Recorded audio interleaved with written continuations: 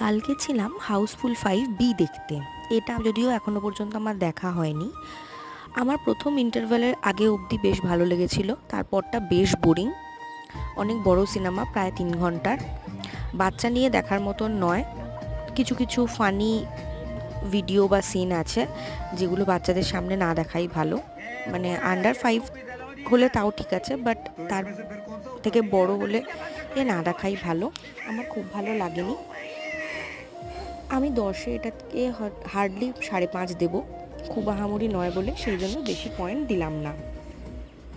তাও বলবো সবাই যদি হাসতে চায় মন খুলে দেখে আসতে পারে, কিন্তু খুব আহামরি নয়। আবারও বলছি, অনেকের ভালো লাগলেও হয়তো লাগতে পারে, কিন্তু আমার ভালো লাগেনি। সবশেষে একটা কথাই বলবো, নানা পাটেকরের অভিনয় অসাধারণ। তাকে দেখার জন্য এই সিনেমাটা দেখা যেতেই পারে। নানা পাটেকর সত্যিই অসাধারণ।